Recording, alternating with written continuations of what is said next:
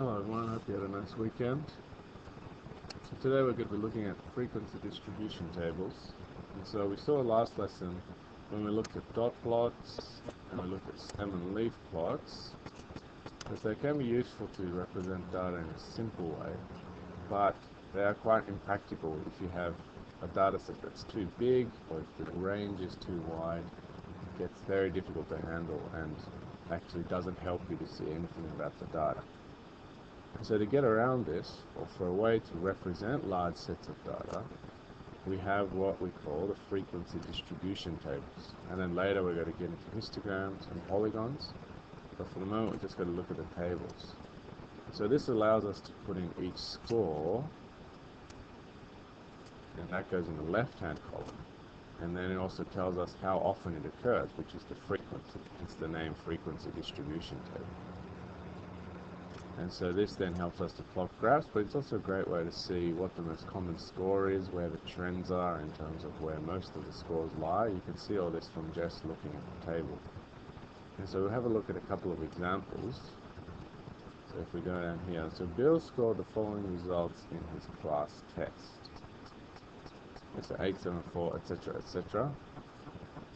Organize this data into a frequency distribution table. Alright, so I've gone ahead and done that. So if we have a look here. So basically you go through the list, the score is 4 here. If you go through the list and look, how many times does 4 occur? Well, you put once, twice, and that's it. So we put frequency. Now if you want to, you can do a tally as well. That will help you to draw up, if you think of, keep track of how many times the score happens. You can do a tally in a column, but you don't have to. So I can do 2. Another thing you could do, of course, is you go through your list, you just cross out those things. Now if you have a look at 5, 1 here, 2, 3, and 4. So again, if you wanted to tally, 1, 2, 3, 4. Essentially the tally and the frequency are repeating the same thing, just in a different form. Tally is, of course, tallying with the lines. Frequency column is just going to have the number. Okay, now 6, we have how many? 1, 2, 3, 4, 5, 6, and 7. And so again, you can go through and tally. 4, 5, 6, 7, etc., etc. for each of the columns, or each of the scores, I should say. And so this is the frequency that we end up with. Now I've made an error here because 10 is not 10, but it's in fact only 1, because there's only one score of 10. And that brings us to an important point. This is important to make sure we know that this is the score, then this is the frequency. So this is saying that the score of 4 happens twice, or the score of 5 happens 4 times. The score of 6 happens 7 times. There's no score of 3 in this set. Okay, and this doesn't actually tell us about the score itself, it's just telling us how many times it happens. So make sure that we're familiar with that. And so this would be an organized distribution table. It tells us what all the scores are. They go from 4 to 10. They tell us how many times each one happens. And so we can go ahead and look at that. Okay, we can see, for example, that 6 is most common because the frequency is highest. That's 7 6s. We can also see that, again, the next one along is 8. You got a lot of 5s and 7s. And occasionally, one time you got a 10.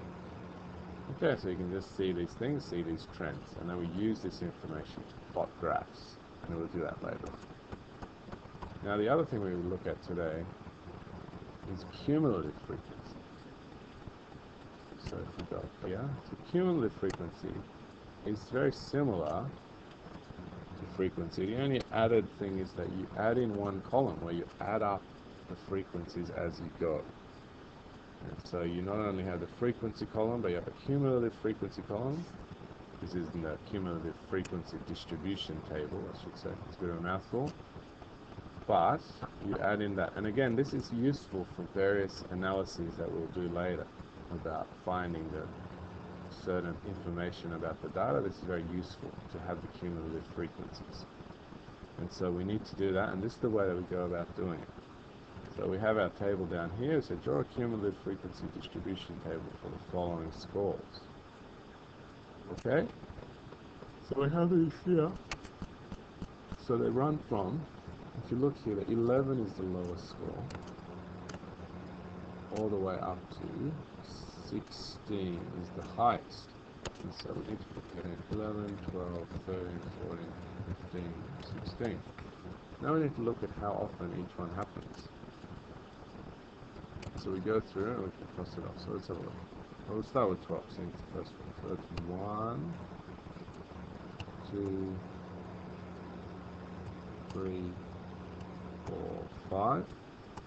Okay. So then that's 5 that goes in here. And then we have a look at 11. How many 11s? 1, 2. There's only 2 of them, so we put 2 there. 13, you got 1, 2, 3, 4, 5. 5, 13. And 14, you have 1, 2, 3, 4, 5. 14. 15, we have 1, 2, 3, 4. 16, just have the 1. Alright, we have the 1. Now what happens is, the cumulative frequency, the first one is the same, because we haven't added it to anything. We're not accumulating, we only have 2 so far. So that goes 2. But what happens next is, we have this 5, so we add the 5 to the 2. So 5 is added to the 2, so we have 5 plus 2 equals 7. Now you don't need to do this 5 plus 2 every time, but for the moment I'm just going to do it to indicate something about it. Okay, so it's 5 plus 2 equals 7. Then what we do is we take this number 7 and add it to the next frequency, 5. So what we have is 5 plus equals 12. And then we have 12, the other way, 5 plus 12 equals 17. And then of course we have 4 plus 17 equals 21. And then the final one is the 1 plus the previous cumulative frequency of 21 equals 22. And so what this tells us is, as you add up the frequencies, the total number of scores is 22. So 2 plus 5 plus 5 plus 5 plus 4 plus 1 is 22. Okay? And so you're able to follow through how the scores are building up in terms of their frequencies. When is it jumping by a lot? When is it only going up by a little bit? It tells you how it's increasing. And again, remember, this is the score that actually is the data. This is how often it happens. And the cumulative frequency, in a sense, is showing you how it's building up. So remember these things. This is the score.